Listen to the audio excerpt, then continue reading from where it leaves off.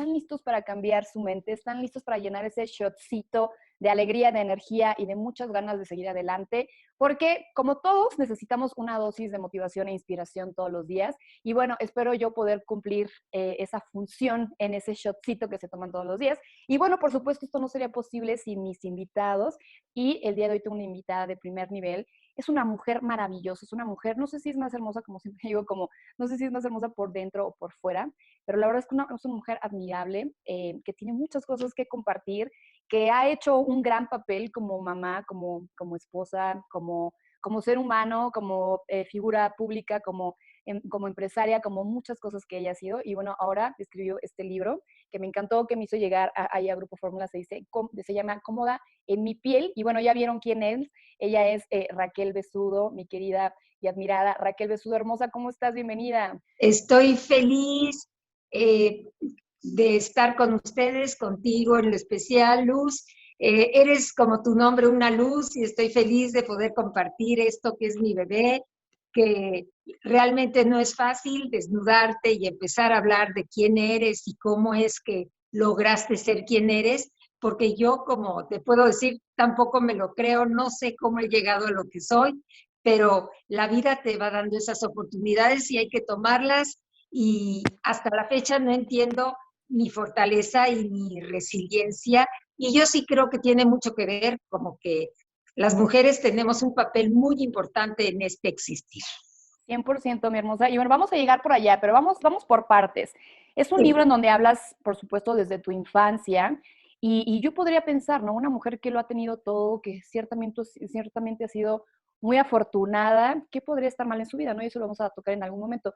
Pero quiero tocar específicamente el punto de tu infancia. Hoy en día, los adultos, los jóvenes, nos encontramos con el tema de pues qué tan jodido, qué tan amolado, qué tan lastimado está nuestro niño interior, porque ciertamente vivimos cosas en la infancia que nos marcan, que nos trauman, que nos programan, que todo este rollo, ¿no? Entonces, parecería en este libro que la infancia de Raquel Besudo, de Raquel Birman, porque en aquel entonces todavía no estabas casada, entonces parecería que esta infancia fue muy bonita, pero quisiera preguntarte a ti o preguntarle a esa niña interior, eh, ¿qué marcó la vida de Raquel Birman en su infancia, en lo positivo y en lo negativo, si es que hay algo negativo? Entonces, me gustaría saber eso, hermosa. Luz querida, sí, fíjate que es muy importante, y hoy mismo estoy pensando cómo me marcó mi infancia, y eso es definitivo porque la verdad nazco en un momento después de la guerra, cuando mis padres llegan como refugiados, México les abre las puertas, nazco aquí. No puedo creer este país tan divino al que hasta la fecha adoro como nada en el mundo. Digo que soy más mexicana que el chile verde. En fin, me enloquece mi país, y soy feliz de haber nacido aquí. Mis padres, por lo mismo de la guerra, judíos, refugiados, les abren las puertas, y a mí lo único que me dan mis padres es un amor impensable. ¿Por qué? Porque era yo la pequeña, era yo la única mujer. Entonces, la verdad, mi infancia fue increíble. Claro, fui una niña muy machetera, ya sabes, la mejor tenía yo que ser, siempre fui becada, entonces siempre tenía yo algo por qué luchar, mis padres me impulsaban, y yo la verdad estaba fascinada. Llegaron mis 16 años y ahí empieza todo el cambio de mi vida. Claro, y es ahí cuando decide Raquel Birman convertirse en Raquel Besudo, ¿no? Y para aquellos que ya no creen en el amor, que ya no creen en el príncipe azul, que no saben o no piensan o no creen que existe realmente el hombre o la mujer perfecta, en tu caso sí lo fue. Amor a primera vista, y bueno, lo que hoy en día, pues yo creo que difícilmente vemos, ¿no? Matrimonios tan jóvenes. En aquel entonces, pues bueno, era lo más normal del mundo, ¿no? A los 16 años conoce Raquel el amor y todo cambia en tu Fíjate, vida. sí, la verdad, pensar que a los 16 años, ahora veo jóvenes de 16 años y digo, qué horror, era un infanticidio total. Pero la verdad, en esa época estábamos listas. Yo no sé qué es lo que pasaba con nuestra manera de desarrollarnos, que a los 16 años llegó este señor que me llevaba 7 años, llegó a mi casa y luego él le dice a su hermano que con esa abuelita se va a casar y yo luego siento esa vibración, esos, como dicen, esas maripositas en el estómago y dije, qué barbaridad. Bueno, duré un año fascinada con miles de regalos que me llegaban porque hizo todo lo posible por enamorarme y bueno, yo estaba enamorada desde el día 1 y me caso a los 17. La verdad, yo no lo recomendaría, pero si te llega el amor, no lo dejes ir porque es una oportunidad increíble para más o menos hacerla bien, porque si no hay amor, entonces no la vas a hacer bien. Y Claro. habiendo amor, tienes mucha más resistencia a todo lo que te pueda pasar. Hermosa, antes de pasar a esa etapa, hay un fragmento en tu libro en donde dices, infancia es igual a destino. ¿A qué te refieres específicamente cuando haces esa cita de infancia es igual a destino? Sí, porque yo creo que cuando tú tienes muy marcado qué es lo que te pasó en tu infancia, sin darte cuenta, lo vas a repetir en algún momento dado de tu existencia. O sea, esa personalidad que tuviste de pequeña siempre va a relucir porque vas, como son momentos que no te das cuenta, pero que repiten y repiten esa tu personalidad interior que la tienes a pesar de ti. Entonces, por eso, bueno, lo dijo un gran filósofo, infancia es destino, porque tus, tus coordenadas se repetirán a lo largo de tu vida. Y esas las mamas desde pequeña. Pero podríamos cambiar este destino si quisiéramos o no, porque si viviste, o sea, en tu caso, pues qué belleza, ¿no? Ojalá todos hubiéramos tenido esa infancia tan hermosa, tan llena de amor, tan llena de buenos recuerdos, pero en el caso de otras muchas que no tuvimos la oportunidad de tener una infancia así tan hermosa, sería un poco limitante para los demás decir tu infancia es tu destino, ¿no? ¿Tú crees que sí se puede Estoy de cambiar? acuerdo. Yo creo que sí, obviamente, yo creo que lo tienes siempre presente, pero claro, yo creo que yo crecí, evolucioné, cambié todos los preceptos que tuve, siempre estarán presentes, pero claro, cuando vas desarrollándote, madurando, obviamente empiezan a existir tantos otros valores, tantos otros conceptos que los vas adaptando. Pero lo más importante, y yo creo que sí es como para que sea como muy cualitativo de este trabajo, es que para mí lo más importante fue que no me conformé con haber sido mamá preciosa y esposa linda y una buena ama de casa. Para mí no era suficiente. No, eso quiere decir que no sea increíble hacerlo, pero para mí, con tantas inquietudes, consciente de que para alcanzar algo tienes que prepararte, tuve que estudiar, tuve que hacer toda una educación superior para poder desarrollarme como yo quería. Pero claro que tú modificas tu destino, eso es definitivo. Tú eres la dueña de tu vida. Quiero que hablemos de esta parte de naciste, creciste llena de amor, de buenos recuerdos con tus papis, todo fluía, un ambiente precioso, armonioso, increíble. Y cuando decides casarte a los 17 años, empiezas a formar parte de una familia completamente diferente. Empiezas de cierta forma como cuando Buda dejó su castillo, ¿no? Empiezas a ver cosas que no sabías que existían a esa edad. ¿Qué cosas fueron las que te dijiste, ah, caray, ¿y esto cómo se come? Exacto.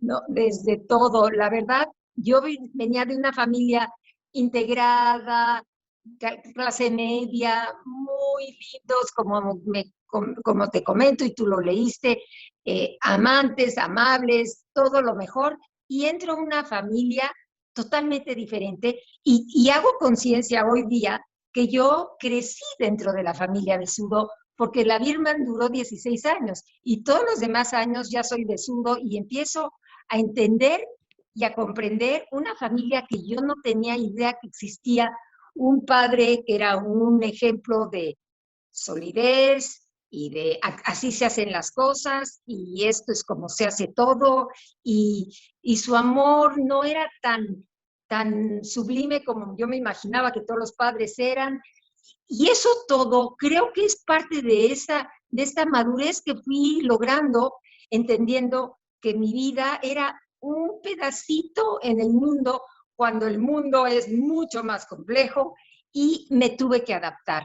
Pero me adapté a través de muchos golpes, de muchos, obviamente la pérdida de mi hijo, en fin, todo eso me hizo evolucionar y al día de hoy pensar cómo pude resistir, porque es un juego de fuerzas que la vida te va poniendo enfrente y tú tienes que saber cómo manejarlo. Oye, Traté por todo. hablando justamente de, perdón que te interrumpa, hermosa, de cómo manejarlo, hubo una época en tu matrimonio en el que después de que León fue un hombre eh, amoroso, respetuoso, empezó a convertirse en un hombre celoso, posesivo, mandón, un grosero, no sé, como, o así fuerte, ¿no? En el tema, al punto de que se convirtió en un abuso físico, mental, espiritual, psicológico, etcétera. Sin embargo, lograste rescatar todavía ese matrimonio. O sea, hoy en día hay muchas mujeres que viven esa situación y por una u otra razón se quedan calladas y no saben qué hacer. Platícanos tú cómo lo viviste y qué hiciste respecto a esta situación específica y en esta etapa de tu vida. Qué bueno que lo preguntas porque yo creo que para la mujer hoy día es muy importante saber que un macho, porque es en lo que se convirtió mi marido, en un macho, a tal hora en mi casa, no puedes hacer más que esto. Y sí, era muchos celos, inseguridades, y no te das cuenta hasta que lo estás viviendo y dices, ¿y qué hago? ¿Qué hago? Pero por eso te digo que hay que casarse enamorados, porque León llegó un momento en que yo ya no sabía ni qué hacer y empecé a decir mentiras, tuve que confrontarlo al darse cuenta que estoy diciendo mentiras, pero cuando le dije, no te vuelvo a decir una mentira, pero me vas a dejar ser, le cayó el 20 y entonces dijo, ¿y qué quieres decir? Quiero ser Raquel Besudo, no quiero ser la esposa de... Y ahí es donde empecé a darme cuenta que sí tenía yo cierta fuerza, que él no iba a estar siempre como que deteniéndome, porque eso es lo peor que puede hacer una mujer, aceptar que te subyuguen, que te aplasten. Pero yo creo que el meollo de esto es el amor. Él no quería para nada separarse de mí. No entendía cómo hacerme entender que estaba yo, que él no tenía tanta seguridad como yo tenía en mí misma. Y se lo fui demostrando. Le dije, voy a estudiar, y él me persiguió por todos lados para saber si estaba yo estudiando y dónde estaba. Pero como yo estaba fascinada haciendo lo que hacía y tranquila haciendo lo que hacía, nunca tuvo ningún problema y no volví a tener problemas en ese sentido. Claro, surgieron otras cosas, pero me empezó a respetar al mil. Y eso creo que se lo tiene uno que ganar, sobre todo en una sociedad patriarcal, no hay de otra. Tenemos que empezar a volver a una sociedad más equilibrada. ¿Qué le dices a esas personas, a esos jóvenes, a esas señoras, a esas personas que quieren salir adelante y quieren ser alguien como tú, pero no tienen esas oportunidades, no tienen la oportunidad de ir a una cena de gala con el señor Carlos Slim, o no tienen la posibilidad de codearse con importantes políticos del país, que no tienen la posibilidad de ser comadres, compadres, de directivos importantes de empresas de primer nivel en nuestro país? Entonces, ¿cómo podrían ellos llegar a ser alguien como tú lo has hecho? Mira, eso fue una suerte que yo nunca escogí, pero yo creo que cada quien tiene un derrotero en la vida y aunque tú dices, bueno, estuve rodeada de todas estas personalidades a mí, que tenía un acceso muy fácil, pero eso no me ayudó en mi vida personal. Esto es como un aditamento más, porque gracias a mi estudio, gracias a mi esfuerzo, es que logré empezar a trabajar en el Poliforum Siqueiros, por ejemplo, y eso no fue gracias a que tuve a alguien que me patrocinara, no, demostré con mi trabajo que yo puedo hacerlo, conocía yo a Siqueiros y fue coyuntural, pero demostré quién era, porque si no, no hubiera yo llegado a lo que yo podía llegar. Sí te ayuda, pero no es sine qua non, no es una receta a fuerza. Y yo sí creo que lo más importante es educarte, aprender y tener una meta. Una vez que tienes algo que dices, por ahí voy, hacer todo tu esfuerzo para lograrlo. Claro, yo estuve muy adornada con estas situaciones y con estas vida social, pero cuando me dicen, ¿quién es Raquel Besugo? No tiene nada que ver con esa parte social que la tenía, pero no es la que me ayudó a ser quien soy. Eso lo tengo claro. ¿Es una mujer feliz? ¿Eres una mujer feliz? No, no feliz lo que le sigue, como dicen. Estoy muy feliz porque soy viuda hace 3 años. Mi marido le vino mucho deterioro físico porque después de la muerte de mi hijo, que era el bebé y era su heredero natural, el único hombre, para León fue totalmente devastador y para mí también. Sin embargo, ahí es donde digo que las mujeres tenemos esa resiliencia, ves todo el panorama. Ellos ya nomás ven ese vínculo y no pueden salir de ahí. Y yo veía a la familia, yo decía, mis hijas, pobrecitas, ¿y ahora qué hacemos? Y ves todo, y tuve que reaccionar y tuve que sacarlo, pero nunca dejó de estar tan afectado.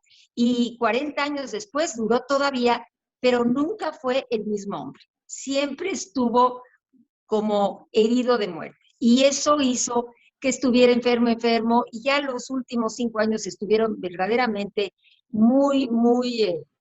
eh, muy poco, con poca calidad de vida, poca cualidad. Entonces, gracias a Dios, ahora sí lo digo, se fue tranquilo y ahora me siento totalmente como cumplí, logré cerrar ese círculo. Tengo 2 hijas divinas, tengo 5 nietos hermosos y ya hasta 2 bisnietos. Entonces, como digo, la vida te quita, pero también te da. Y ahorita estoy viviendo una nueva etapa, que es haber conocido a otro hombre, y ese hombre del cual ya me enamoré y él se enamoró. ¡Wow! ¡Qué Y entonces padre! estoy Ah, uy, yo ya te iba a decir, oye, vamos a abrir un casting para ver quién encuentra primero novio, tú o yo, pero pues ya me ganaste. ¿Qué opinas, por ejemplo, ahora del matrimonio? Que bueno, pues antes era pues te casas, ¿no? Ahora es, pues si quieres te casas y si no, pues la unión libre, ¿no? O sea, matrimonio o unión libre.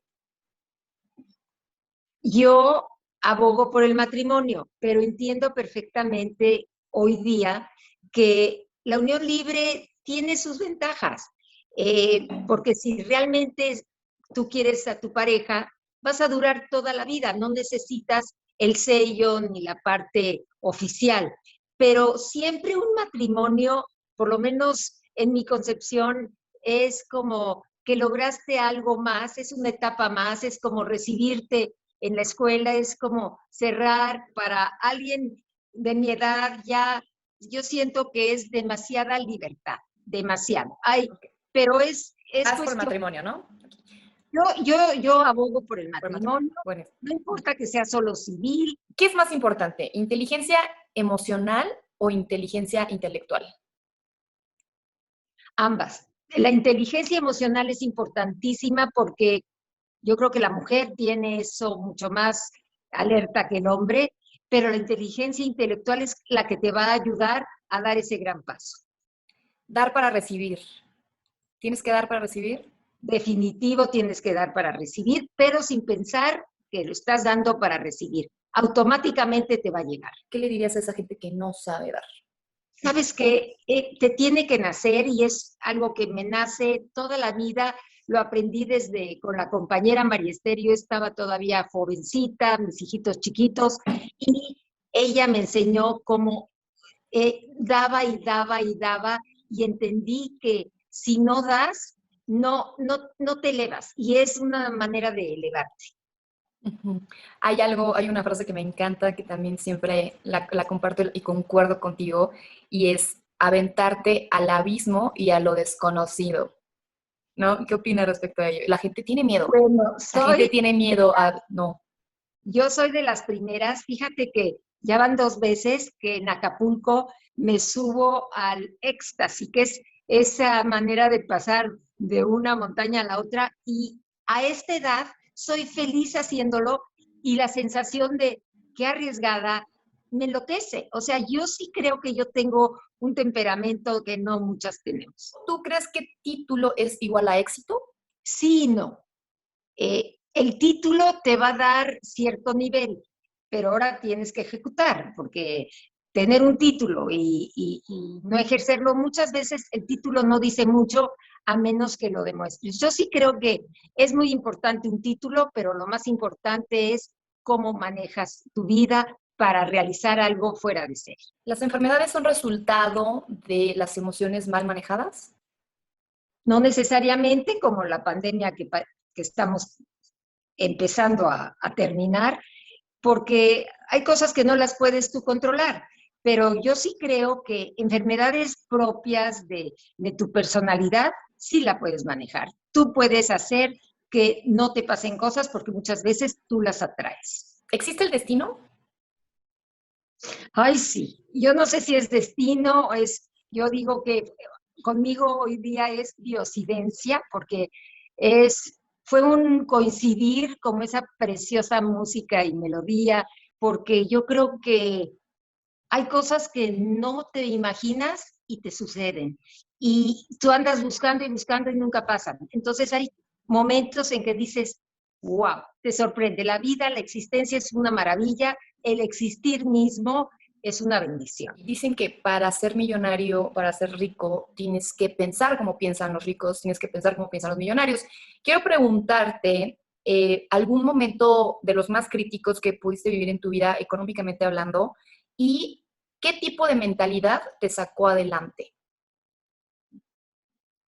Lo leíste, llegó un momento en que yo sí veía que mi marido estaba demasiado enganchado con su padre y teníamos que cortar ese cordón umbilical y fue un momento muy especial porque sabía que no le iba a dar nada después de 20 años de trabajar, pero ahí es donde digo yo que para mí lo más importante era ver a mi marido feliz y yo no lo veía feliz, entonces todos estábamos viviendo lo mismo y fue mi mejor decisión en la vida porque lo hice recapacitar, llegamos de cero, teníamos donde vivir, eso sí lo teníamos, y volvió a empezar y yo veía que iba a lograrlo y al mismo tiempo yo empecé también a hacer mi vida. Es decir, a ser también una persona activa. Y eso yo creo que es muy importante. Saber que hay un futuro, aunque parezca que todo se acabó. En esos momentos no te arrepentiste como decir, ay, ¿por qué dejamos todos estos lujos, todas estas cosas así, los viajes, las comodidades, todo eso? Sí y no. O sea, creo que sí, obviamente, soy humana y seguro dije, ¿qué hice? Pero bendije a mi marido porque me hizo caso, porque él podía haber dicho para nada, no lo puedo hacer, y no tenerme confianza. Y ahí me di cuenta que tengo yo ese poder de convencer y que lo tenía yo que tener con mucho, ya manejarlo con más cuidado, porque sí era yo una importante influencia en la vida de mi esposo. Y, y la mentalidad, hermosa, en qué momento de tu vida crees que justamente nació o de dónde aprendiste o de dónde en algún momento de tu vida observaste la actitud de algún maestro, de algún conocido, de tu suegro, incluso, no sé, de alguien que hayas dicho, esto me dejó marcada para toda mi vida y es una enseñanza y un aprendizaje que he podido llevar a cabo en los momentos más críticos de mi vida? Fíjate que sí, qué bueno que lo mencionas. Mi suegro fue una parte determinante en mi existencia. Me di cuenta cómo puede un personaje de la nada también, pues llegó sin nada y empezó poco a poco y llegó a ser uno de los hombres más importantes del país. Y eso me hizo pensar que tienes que tener en mente un propósito y cuando lo logras, ya la hiciste. Tú, hermosa, te apasionaste muchísimo por la historia. A mí, por ejemplo, la historia fue algo que la verdad no me entró como muy bien. Yo decía, ¿a quién le consta que pasó todo esto? ¿Y desde qué ojos fue contado todo esto? ¿Y desde qué perspectiva? ¿Y como por qué tendría yo que creer todo esto? Y no me importa la historia porque la historia ya pasó y yo ni estuve ahí, ¿no? Esa es mi forma de pensar. Pero bueno, tú sí. Exacto. Pero hay un tema que me encanta, ahora yo que estoy viviendo entre la Ciudad de México y Tulum, que es el tema de la muerte. Por supuesto, tú has vivido la muerte de una forma muy cercana con dos de las personas pues, más cercanas y más amadas en tu vida. Por supuesto, un hijo, la pérdida de un hijo, y hace algunos años la pérdida de tu esposo. Entonces, quiero que nos platiques, así como resumido, si nos tuvieras que dar una clase de cómo los mayas veían la muerte en nuestros antepasados. ¿Cómo nos explicarías eso? Mira, nuestros prehispánicos en general y los mayas en particular, pero te puedo decir que los nahuas, los aztecas, que es lo mismo, y la zona maya, los mayas, todos ellos veían la muerte como un desarrollo más de la existencia. La muerte no era un desafío, no era algo triste, ni mucho menos. La muerte era un poder llegar a otro mundo y ellos hablaban de 13 pasos para llegar al lugar más importante, por eso eran 13 inframundos y eran 10 cielos. O sea, todo para ellos era un desenvolverte, irte bajando hasta que llegaras a la paz total. Y lo ves inclusive entre los mayas en la gran tumba de Palenque, que fue un hallazgo maravilloso, donde sí te das cuenta que era una ceremonia fastuosa, porque lo veían, lo vestían con sus mejores galas, y la máscara del señor de Palenque, que es una belleza toda de jade, en fin, y su gran collar hermosísimo también. En fin, es un momento de celebración, no es un momento de tristeza, y así lo maneja todos nuestros antepasados prehispánicos, porque es nuestra cultura. Y cuando me dices que nunca te interesó la historia, fíjate qué es lo que a mí más me apasiona. ¿Por qué? Porque muchas veces cuando yo digo infancia es destino, también nuestra historia es la que nos marca. Y esa historia es la que nos hace ser estos mexicanos que vemos hoy. Imagínate sin toda esta tradición. Piensa en qué otra cultura del mundo, qué otro país del mundo tiene la riqueza que tiene nuestro México. Uy, no, no, eso sí somos, Ningún, eso porque sí lo he inclusive vivido. Perú tiene, claro, Machu Picchu, Cusco, lo que tú quieras, y son los incas. En Colombia me he encontrado que tienen infinidad de tribus, pero casi no las conocemos. Pero ve lo que dejaron nuestros antepasados, esas pirámides, esos restos arqueológicos. Ve todo el trabajo arqueológico hoy día, no, cada día aprendemos más. Yo, bueno, estudiando la zona maya, encontrar los jeroglíficos y tener una lingüista especializada en descifrar los glifos, bueno, hace cuenta, ciencia ficción. Claro. Y yo, aparte, soy amante de la cultura griega. Entonces, si tú me dices, ¿en qué momento del mundo de la existencia me hubiera gustado vivir? Obvio, en la época de los griegos. ¿Por qué? Porque bueno, nace la humanidad inteligente y sensible, porque ahí se da todo. La filosofía, la política, pero también que hay homosexualismo, o sea, nace todo. Todo lo que ahorita nos sorprende, ahí se dio. Y se dio de una manera tan interesante. Yo soy socrática, acabé de estudiar historia y tomé clases de filosofía. Y luego yo di clases de filosofía porque yo decía, yo toda la vida, y eso también es importante, desde pequeña, era yo la pregunta constante. Yo les decía a mis padres que yo no entendía el por qué soy, el por qué existo, el por qué tengo cabeza, ojos, nariz, todo.